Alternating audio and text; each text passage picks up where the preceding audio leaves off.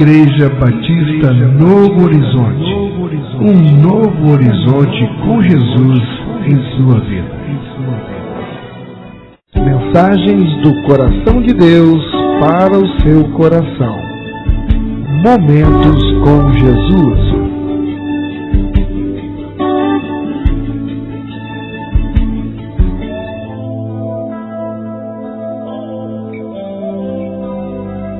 Porque a palavra de Deus é viva e eficaz, e mais cortante do que qualquer espada de dois gumes, e penetra até o ponto de dividir alma e espírito, juntas e medulas, e é apta para discernir os pensamentos e propósitos do coração.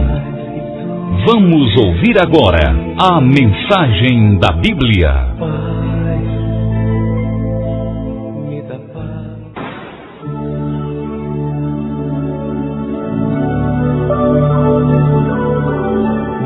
Saúdo a todos com a gloriosa paz do Senhor, amém, boa noite. Vamos neste momento à mensagem da Bíblia. Livro do Êxodo, capítulo 8, e os versos 9 e 10. Êxodo, capítulo 8, versos 9 e 10. Êxodo, capítulo 8, e os versos 9 e 10. Diz assim, na santa e gloriosa palavra do Senhor: Falou Moisés a Faraó: Digna-te dizer-me quando é que hei de rogar por ti, pelos teus oficiais e pelo teu povo, para que as rãs sejam retiradas de ti e das tuas casas e fiquem somente no rio. No verso 10, ele respondeu: Amanhã. Moisés disse: Seja conforme a tua palavra, para que saibas que ninguém há como o Senhor nosso Deus. Louvado seja o nome do Senhor. Senhor, eis aqui tua palavra, eis aqui teu povo, eis-me aqui. Perdoa os meus pecados e venha me usar, Senhor, através de teu Santo Espírito para a edificação da tua igreja. Eu te oro e te agradeço em nome de Jesus. Amém. A praga do amanhã. Eu tenho me preocupado muito com o aparente estado de desânimo que tem atingido as nossas vidas. Eu tenho pensado se não seria necessário um momento de renovo, um momento de recomeço, um momento em que meditemos naquele lembra, pois, de onde caístes, e dar um novo fôlego de vida para a nossa juventude. Para isso nós precisamos de uma palavrinha mágica. Poder, poder, poder para conseguir isso, poder para fazer a diferença. Mas como? Poder é algo muito desejado. Poder é uma palavra muito desejada, porém pouco utilizada. Por quê? Se há uma coisa que me intriga nas Escrituras, são textos como estes. Estevão, homem cheio de graça e do poder de Deus, realizava grandes maravilhas e sinais entre o povo. Está em Atos 6:8. Vamos para outro. Aquele que é capaz de fazer infinitamente mais do que tudo o que pedimos ou pensamos, de acordo com o seu poder que atua em nós. Efésios 3:20. Pois Deus não nos deu espírito de covardia, mas de poder, de amor e de equilíbrio. 2 Timóteo 1:7. Todos esses e mais outros tantos na Bíblia são textos que nos prometem plenitude de unção, plenitude de poder vindos da parte de Deus. São textos que nos provam através de exemplos de vida que isso, irmãos, é possível alcançar, que são possíveis de obtê-los.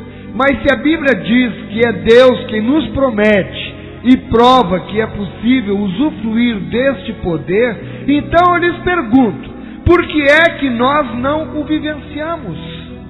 Porque isso não é uma realidade para nós, nas nossas vidas. E uma das respostas, eu quero acreditar, que seria mais plausível para nós, é que a nossa agenda tem andado tão ocupada que nós não possuímos mais horários disponíveis para Deus. Por exemplo, Estatísticas mostram que nunca houve tantos jovens nas universidades.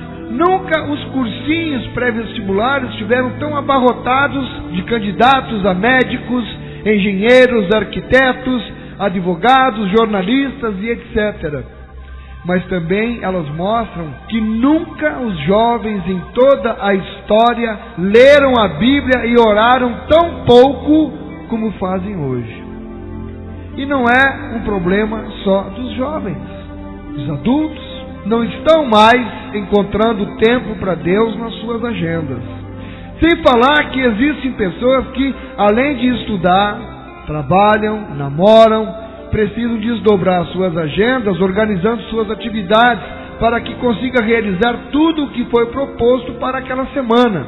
E o fato que se transforma em um problema grave nesses casos é que o horário sacrificado sempre é o de Deus.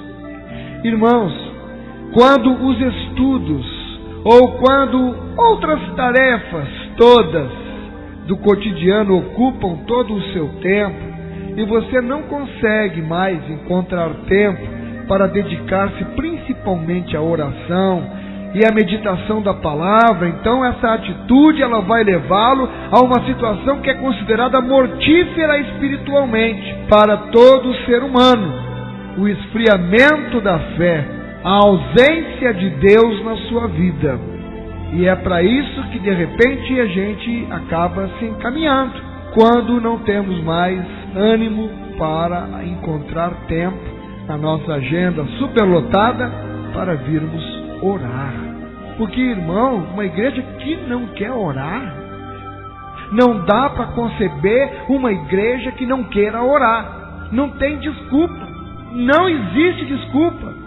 Todos esses problemas resultam em não só a igreja apática, mas o mundo hoje está cada vez se distanciando mais de Deus, e nós encontramos uma humanidade inteira apática, morna, totalmente alheia à vontade de Deus, vivendo um evangelho de aparências e fartando-se, sabe do que?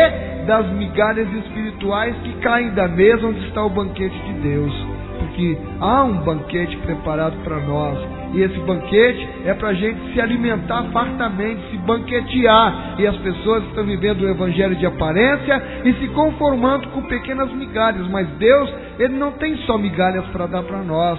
Nós não sabemos procurá-lo, não queremos para saber, a gente sabe, mas não quer procurá-lo.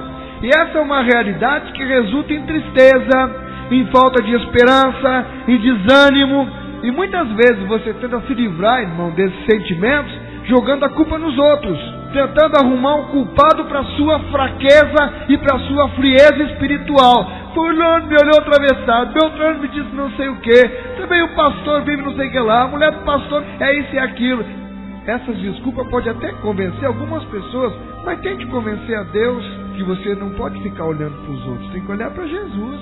Não vai ser os outros que vão te salvar, não. E aí a gente fica então justificando a nossa frieza espiritual, colocando culpa nos outros. Mas não há como negar, porque no fundo você mesmo sabe que o único culpado disso tudo é você mesmo. Você vive uma luta interior constante. Você até deseja ser a pessoa que Deus espera que você seja, mas você não consegue.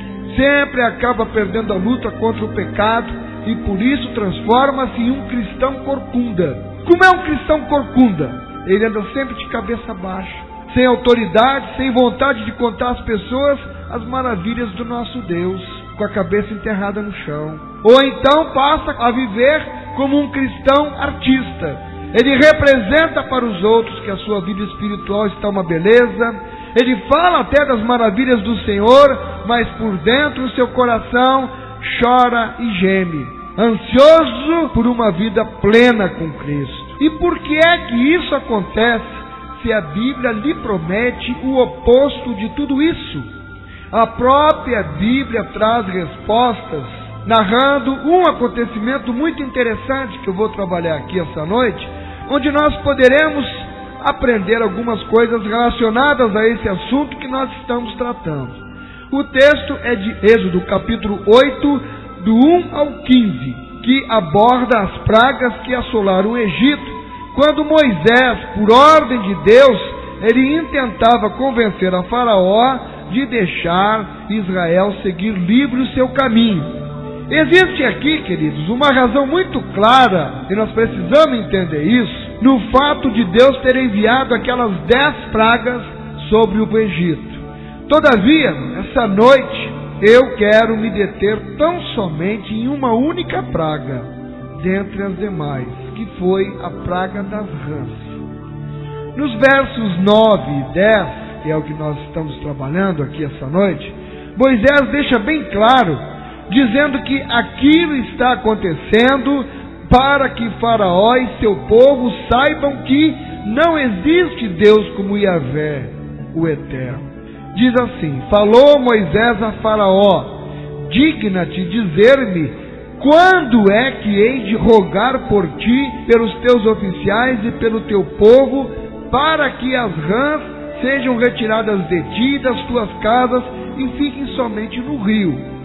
Ele respondeu: amanhã. Moisés disse: seja conforme a tua palavra, para que saibas que ninguém há como o Senhor nosso Deus. Pois bem, você certamente já sabe que cada praga que o Senhor enviou para o Egito, cada uma delas era correspondente a um Deus ou a uma divindade que era adorada por eles, os egípcios. Cada praga era um Deus ou uma divindade dos egípcios. Com as rãs não foi diferente. As rãs, queridos, elas representavam, na vida religiosa dos egípcios, a deusa primordial por nome Heket. Era representada esta deusa por uma rã. Neste episódio aqui, uma figura afirmada pelos egípcios como divina, ela trouxe desgraça para o povo do Egito, afirmando mais uma vez o poder do Senhor. Mas o que mais impressiona ao lermos esse texto é o fato de que, quando Moisés pergunta a Faraó quando ele deveria orar para que as rãs morressem, Faraó aqui tinha nesse momento a possibilidade de terminar ali com aquele sofrimento. O irmão está entendendo, o irmão está percebendo, o irmão está recebendo. No momento que Faraó teve a oportunidade de ouvir o que Deus estava oferecendo a ele, aceitar e acabar ali com aquele sofrimento, ele disse: amanhã. Hoje não, eu vou deixar para amanhã. Moisés disse: digna-te dizer-me quando é que hei de rogar por ti, pelos teus oficiais e pelo teu povo, para que as rãs sejam retiradas de ti e das tuas casas, e fiquem somente no rio. Vocês conseguem imaginar o que era aquele drama das rãs?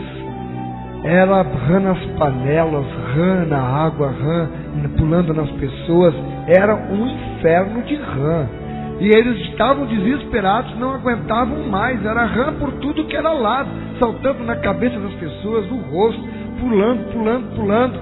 Se fosse com você, se fosse com você certamente atordoado pela imensidão de rãs, pulando e pulando, pulando e pulando, responderia o que a pergunta feita por Moisés. Se fosse com você, você está no meio de uma loucura dessas, e o homem de Deus chega: quando é que eu devo orar a Deus para acabar com esse problema? Qual teria sido a sua resposta? Provavelmente você responderia: agora. É verdade. Por quê? A gente quer acabar logo com isso, no caso das rãs. Porém, o que é que Faraó respondeu? Amanhã. A gente fica achando incrível, né? Como é que Faraó deixou para amanhã? Por que não decidiu agora? Existe uma explicação para isso. E essa explicação, ela tem muito a ver comigo e com você. Sabe o que acontece? O coração de Faraó, ele estava tomado por 2 pragas, que no meu entender são as pragas que nos impedem de viver uma vida plena com o nosso Senhor.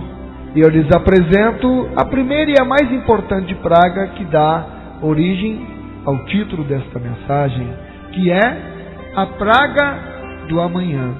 Pense comigo, as rãs estavam por todos os lados. As rãs subiam nas pessoas, elas não deixavam as pessoas comer, as rãs estavam nos fornos, nas amassadeiras, não os deixava dormir, era impossível entrar no rio para tomar banho, o rio estava coalhado de rãs. Deu para imaginar a situação desse país?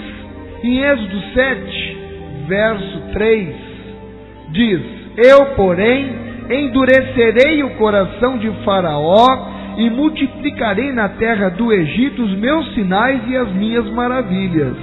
Deus havia dito que ia endurecer o coração de Faraó. Eu fico imaginando que se Moisés não tivesse entendido o que Deus queria dizer, quando lhe falou que tornaria o coração de Faraó obstinado, endurecido, ele, naquele momento, quando é que eu devo orar para que as rãs voltem para o rio? Se ele não tivesse entendido o que Deus tinha dito, ele teria gritado na orelha de Faraó: louco! Tu é um louco! Você está doido, você está maluco! Tudo está um caos! Faraó, tem rã para todo lado e você me diz: volte amanhã, vai ter uma noite ainda pela frente. Será que você engoliu alguma rã e ela mastigou o seu cérebro? Eu preciso lhe dizer algo neste momento, meu amado irmão, minha amada irmã. Você sabe o que é que o impede de viver uma vida poderosa na presença do Senhor? Eu respondo: é o fato de você geralmente sempre deixar para amanhã o que você pode começar hoje.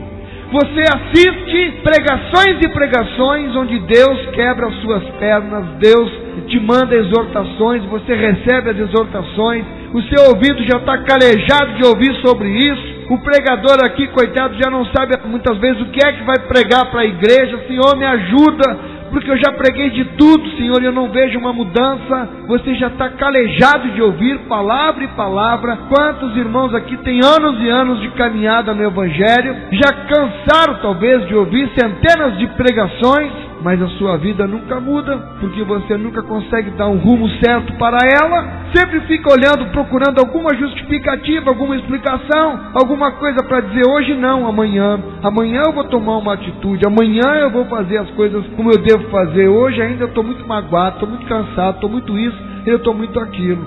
Será que você é uma daquelas pessoas que sempre diz: amanhã começarei a minha vida devocional, amanhã orarei mais, amanhã eu começarei a leitura anual da Bíblia, amanhã eu mudarei o meu comportamento para testemunhar de Jesus, amanhã eu deixarei de falar palavrão, amanhã eu falarei de Jesus para os meus colegas de trabalho, amanhã eu passaria a noite inteira aqui citando exemplos de coisas que nós vivemos protelando para o amanhã. É a praga do amanhã, a praga do dia seguinte. Só que esse amanhã nunca chega. Ora, Faraó, pare de deixar para amanhã o que você precisa hoje. O que nos orienta a palavra de Deus? Salmo 95, os versos 7, a parte B até o 9. Diz assim: Hoje, se ouvirdes a sua voz, não endureçais o coração como em Meribá, como no dia de Massá no deserto. O que é que Deus está dizendo aqui? Hoje. Não é amanhã, é hoje, porque o amanhã a Deus pertence. Nós não sabemos se passaremos desta noite, se teremos uma chance de amanhã fazermos o que precisamos fazer hoje. Meu irmão, minha irmã, ouça muito bem: você nunca será um fracassado até que você desista. Você nunca também será um vitorioso até que deixe de se comportar como um fracassado. E a primeira praga no coração de Faraó era a praga do dia seguinte, a praga do amanhã. Vamos ver agora, eu disse que eram duas, a segunda praga no coração de Faraó, a praga do deixa comigo que eu consigo. Faraó esperou até o dia amanhecer. Sabe por quê? Ele tinha esperança que os seus magos, os seus mágicos, que trabalhavam com a magia negra, seu serviço, ele tinha esperança que os seus magos, eles conseguissem, preste atenção, desfazer a praga das rãs. Ele esperava que os mágicos fizessem as pragas desaparecer, e ele não acreditaria a Deus aquele prodígio. Ele teria resolvido por ele mesmo aquela situação. Deixa comigo que eu consigo. O que é que aconteceu? Mas os magos, eles tinham até um relativo poder, sabe para quê? Para apenas copiar os feitos de Deus. Só o que o faraó não sabia é que eles, os magos, não poderiam desfazer o que Deus já tinha feito. Em nosso texto, Êxodo 8, nós lemos nos versículos 6 e 7. Arão estendeu a mão sobre as águas do Egito, e subiram rãs e cobriram a terra do Egito. Então os magos fizeram o mesmo com suas ciências ocultas, e fizeram aparecer rãs sobre a terra do Egito. Agora, veja que os magos, por permissão de Deus, a serviço de Faraó, Deus permitiu até isso, eles conseguissem reproduzir o fenômeno das rãs. Eles conseguiram. O quê? Eles conseguiram aumentar mais o problema. Você se deu por conta? Se já tinha uma praga imensa de rã, já não bastava as que Deus tinha mandado, os magos de Faraó continuavam produzindo mais e mais rãs também. Eles aumentaram o problema dos egípcios. E Faraó esperava que do mesmo jeito que eles tinham conseguido fazer surgir rãs, e Faraó esperava que eles conseguissem fazer desaparecer. Mas o quê? Irmãos, eles não sabiam, os magos, era como resolver o problema não. Ou seja, livrar o Egito daquela praga. As pessoas muitas vezes, irmãos, ficam procurando soluções humanas para resolver os seus problemas, quando a solução está só em Deus. Ora, não está na cartomante, não está no adivinho, não está no irmão ou na irmã que se diz cheio de unção e fica dando profetada. A resposta está na palavra de Deus, a resposta está realmente no Senhor. Os homens ficam buscando soluções humanas. E olha, como aconteceu aqui, essa busca pelas soluções humanas, o que faz é complicar ainda mais o problema, porque eu conheço muita gente que tem ido atrás dessas soluções humanas e está aí pirado, está aí doido, casamento destruído, filhos para um lado, filha na prostituição, tudo porque não quiseram buscar a solução em quem tem a solução. Foram buscar a solução acreditando nessa segunda praga. Deixa comigo que eu resolvo. Faraó, ele quis adiar a solução para o dia seguinte, porque ele estava confiando na força do seu braço. Mas só quem tinha a solução era o nosso Deus. Por isso, nunca confie em suas próprias forças. Faraó confiou em seus próprios recursos. Quando você confia em suas próprias forças para começar uma vida de intimidade com Deus, você até pode dominar a situação no começo. Mas, irmão, aos poucos, o pecado, que é mais forte que você, ele vai te dominando. E gradativamente você vai deixando de cumprir aquela disciplina que traçou. E quando você vê, parou com tudo. É a verdade. A autoconfiança apenas lhe afasta mais de Deus. Os magos apenas aumentaram o sofrimento do povo, criando mais rãs. Quando você confia nas suas próprias forças, você nunca consegue agradar a Deus, porque você exclui Deus da solução dos problemas da sua vida. A sua carne, o seu eu, sempre tenderão para o mal que há em você.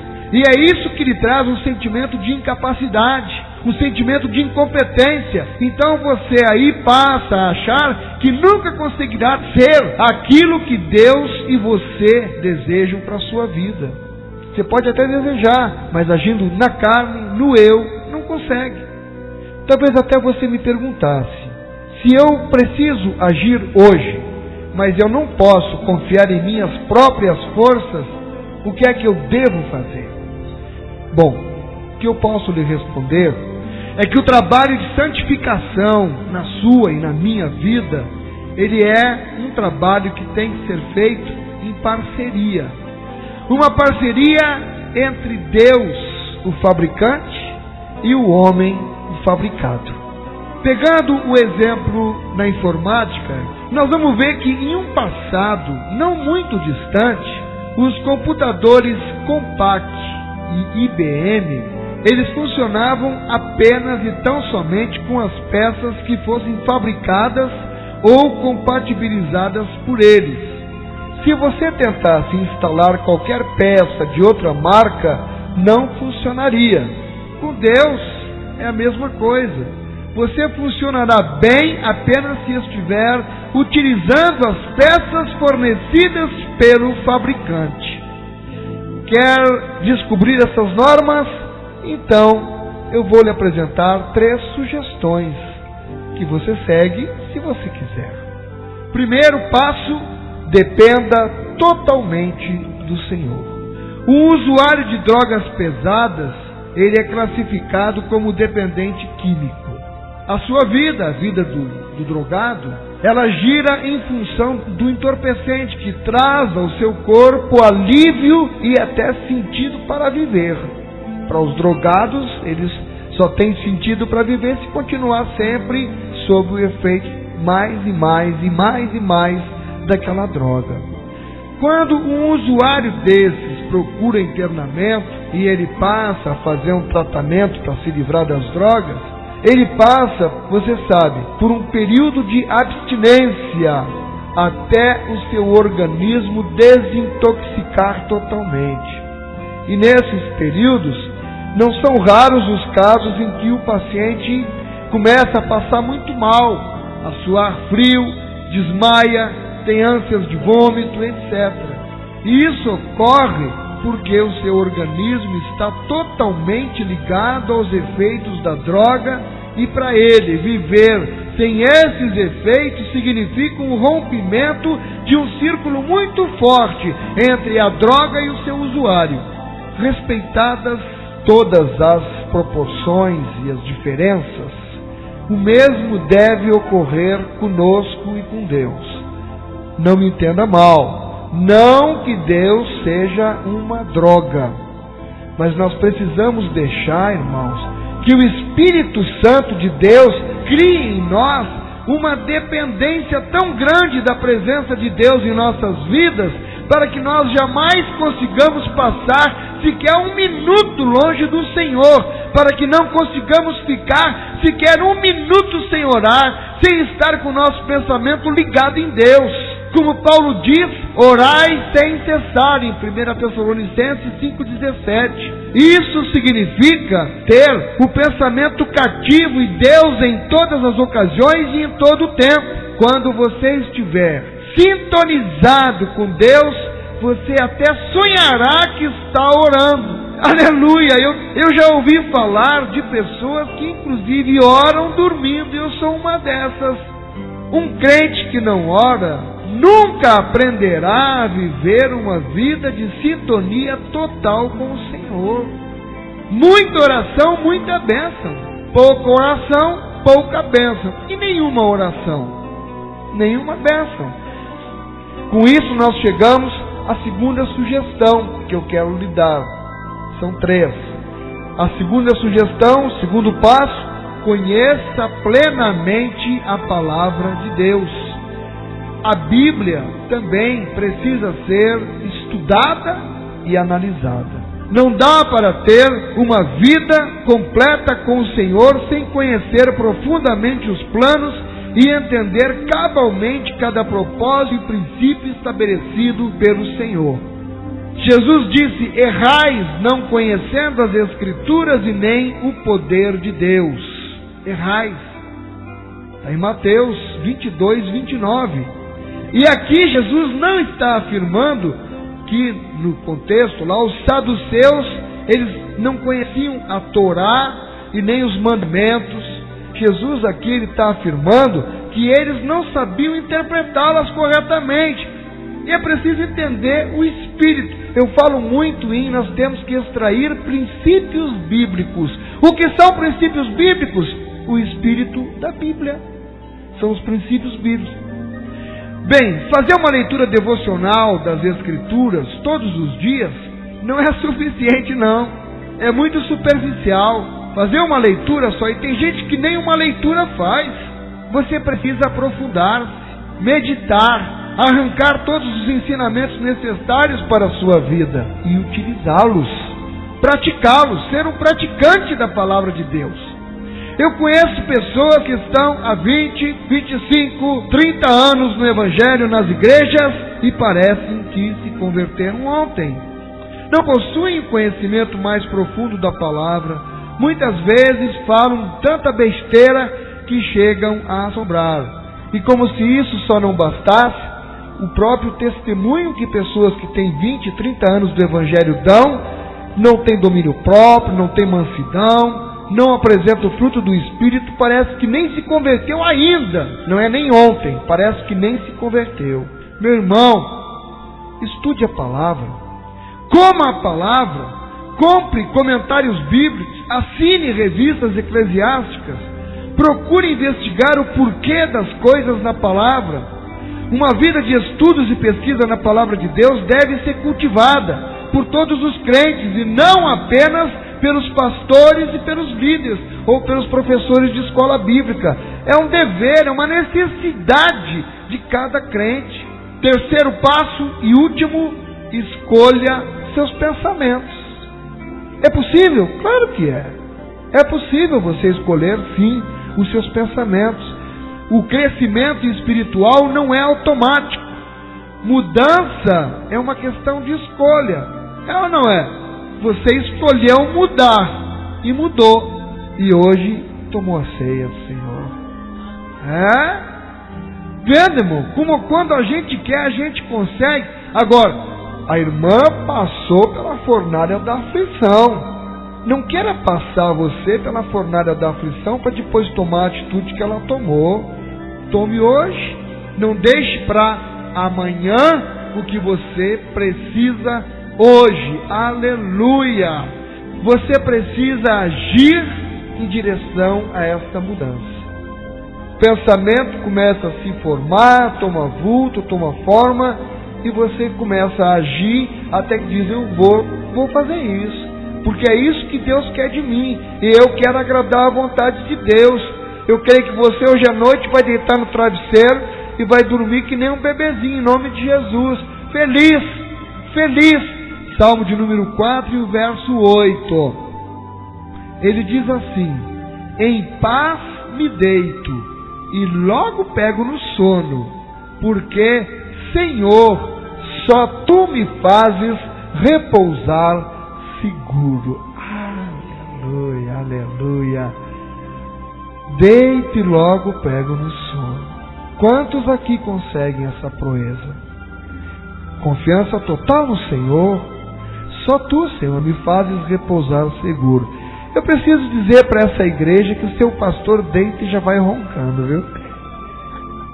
Aleluia. Glória a Deus. Porque, irmãos, eu vivo um momento de muita tribulação, mas provavelmente com Deus o momento mais íntimo eu tenho vivido nessa fase da minha vida. Louvado seja o nome do Senhor. Provérbios 4, verso 23. Sobretudo o que se deve guardar, guarda o coração, porque dele procedem as fontes da vida. Filipenses capítulo 4, versículo 8. Finalmente, irmãos, tudo o que é verdadeiro, tudo o que é respeitável, tudo o que é justo, tudo o que é puro, tudo o que é amável, tudo o que é de boa fama, se alguma virtude há, e se algum louvor existe, seja isso o que ocupe o vosso pensamento. Marca aí para você meditar, Filipenses 4:8, não tenho tempo de ler de novo, mas marca aí, Filipenses 4:8, Filipenses 4:8. Se você precisa abandonar alguns pecados que estão cauterizados em você, comece deixando de pensar neles. Entenda que você precisa de arrependimento em sua vida. A palavra grega traduzida aqui por arrependimento, a palavra é metanoia. Eu vou citar isso aqui não porque eu sou um grande entendido em grego, mas é porque é interessante a gente buscar a origem da palavra, o sentido, o significado de metanoia. Metanoia, que é arrependimento, traduzido para nós, significa, sabe o que? É mudança de mente, mudança de perspectiva. Logo eu posso deduzir que arrependimento é mudança de mente, é mudança de perspectiva de vida. É isso que significa metanoia. Arrependimento, ouça muito bem, arrependimento não é emocionalismo não. Arrependimento não é sentir vontade, por exemplo, de chorar e vir toda vez que o pastor fizer um apelo na hora da mensagem. Mas olha, vamos entender, o arrependimento não é só emocionalismo, como nós vimos, é mudança de mente. Faça uma mudança radical em seus pensamentos, escolha preencher a sua mente com tudo aquilo que for proveitoso para você e desfrute de uma vida plena com o Senhor. Concluindo, nós vimos nesta noite as pragas que empesteavam o coração de Faraó e que talvez estejam empesteando o seu próprio coração. Lembra quais eram? A primeira, a praga do amanhã, e a segunda praga é a praga do deixa comigo que eu consigo. Depois nós vimos os 3 passos importantes que nós devemos dar à nossa caminhada cristã, no sentido de livrarmos-nos das pragas comentadas. Vamos recordar? Primeiro passo, dependa totalmente do Senhor. Segundo passo, conheça plenamente a palavra de Deus. E o terceiro passo, escolha os seus pensamentos. Eu encerro fazendo um desafio a você. Você está disposto a aceitar esse desafio de dar esses 3 passos na sua vida? Dependa totalmente do Senhor, conheça plenamente a palavra de Deus, escolha seus pensamentos. Você está disposto a aceitar esse desafio de dar esses 3 passos na sua vida? Se você estiver, parabéns! Você entra lá para o time daqueles que desfrutam do poder e da autoridade que possui o nome de Jesus. E o Senhor, com certeza, com convicção, com fé, Ele operará maravilhas através da sua vida, em nome de Jesus. Que Deus abençoe a igreja, em nome de Jesus.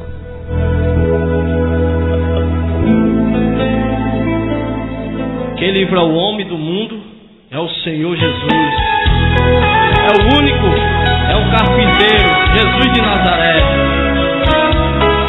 Aleluia, louvado seja o nome do Senhor. Programa Momentos com Jesus.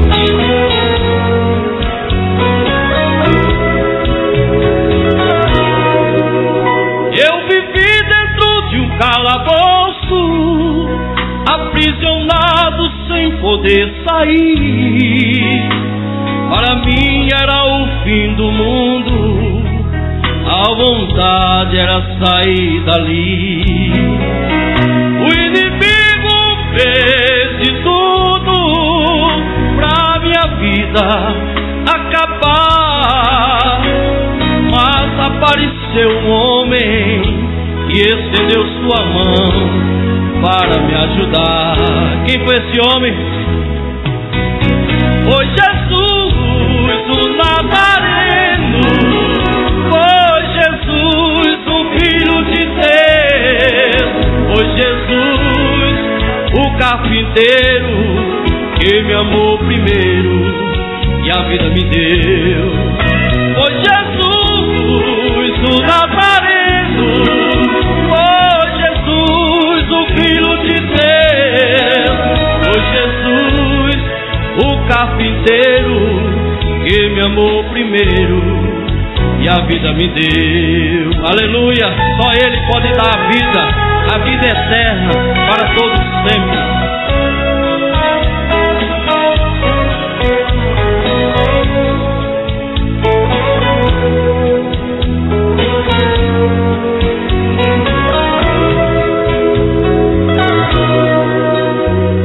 O meu coração batia forte, como quem diz, é o fim. Pensei tudo está perdido, não aparece um amigo que tenha pena de mim. Mas quando estava chorando, ouvi alguém falando, dizer-me assim: não temas, eu estou contigo, sou eu teu amigo e vou te fazer feliz. Aleluia! Foi Jesus, o Nazareno, foi Jesus, o Filho de Deus, foi Jesus, o carpinteiro, que me amou primeiro e a vida me deu. Foi Jesus, o Nazareno, foi Jesus, o Filho de Deus, foi Jesus, o carpinteiro, que me amou primeiro e a vida me deu. Foi Jesus, o Nazareno, foi Jesus, o Filho de Deus, foi Jesus, o carpinteiro, que me amou primeiro e a vida me deu. Me deu. Programa Momentos